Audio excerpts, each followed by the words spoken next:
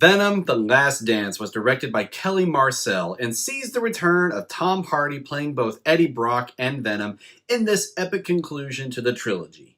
In the aftermath of their battle with Carnage, Eddie Brock and Venom are fugitives from the law. While they constantly avoid capture from the government, Venom's creator, an alien entity known as Null, who was imprisoned by the symbiotes, sends symbiote-hunting alien creatures to track down Venom and retrieve a codex that is within Venom's possession that can free Null from his imprisonment. So starting off with some positives, the relationship between Eddie Brock and Venom continues to be the show stealer for these films. I would even argue that their bromance is at its best. It's funny, and it's heartfelt, especially within the third act.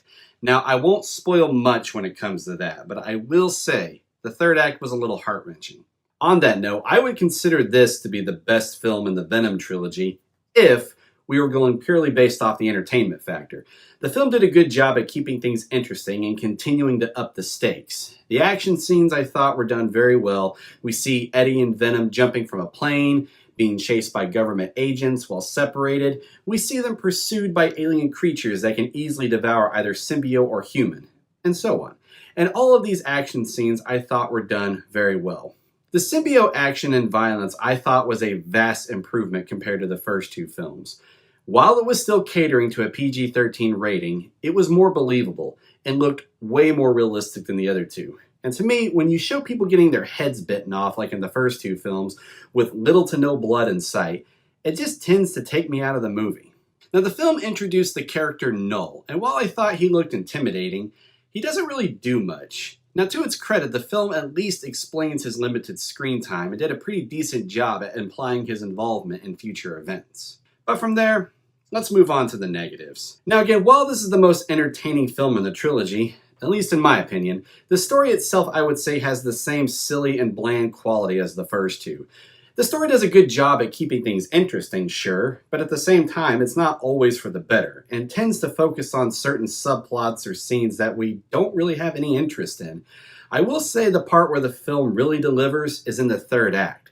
The third act is worth the wait. It's intense, and I will spoil that we do see multiple symbiotes, but that's all I'll say. If you watch this film, I definitely recommend sticking around until the last third of the movie. But back to the unnecessary scenes and subplots. My least favorite of these is when we see Eddie and Venom in Vegas and they run into their old friend Mrs. Chen. And then they're dancing to ABBA in Mrs. Chen's suite. And I'm here thinking, why are we watching this? This is just like the rave scene in the second movie. Now, this scene does serve somewhat of a purpose as it shows Venom in his full form, leaving him vulnerable to those who are hunting him, as he states earlier in the movie. But I just thought there were way better ways to go about it than having Venom randomly dancing with Mrs. Chen to Dancing Queen. So the film also shows Eddie and Venom befriending a hippie family that's on a road trip to find extraterrestrials at Area 51. The father of the group is portrayed by Rhys Ifans, and I will go ahead and answer the question, and spoiler alert, is he playing a variant of Kirk Connors, aka the Lizard? No. No, he is not. His name is Martin, and on that note, that young boy seen from the trailers is not a young Peter Parker. That is in fact Martin's son. And while I thought the actors who played the family did a good job and some of their scenes were amusing, they really didn't serve any other purpose to this film other than getting Eddie and Venom from point A to point B. I absolutely have no problem with Rhys Ifans. I think he's a good actor, but I'm just questioning, was he cast because he was truly the best actor to play Martin? Now don't get me wrong, he did a great job, but it just seemed strange to me considering he played a major villain in two other Spider-Man related movies. Now, was his casting meant to excite the fans and fill seats in the theater room? If so, I'm sorry, but I think that's a terrible idea because what you end up revealing in the end doesn't live up to what the audience was hoping for, and it just leads to disappointment. If you're going into this film expecting connections to the Spider-Man films, then I hate to say, and again, mild spoilers, I would advise you to lower those expectations because there's very little on that front.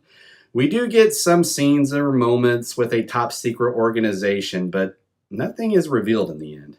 While the story itself is silly and bland to watch, there are some fun moments and the action scenes are done very well. If you do want to go see this movie in theaters, I would just recommend seeing a matinee. I'm going to give Venom: The Last Dance a C+. But that's going to do it for this video, guys. Thank you so much for checking out this review. I hope that you enjoyed it. And if you did, then you know what to do. Be sure to hit that like button.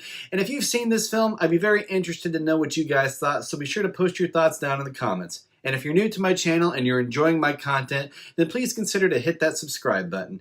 But guys, thank you all so much again. You guys have a great one. I'll see you next time.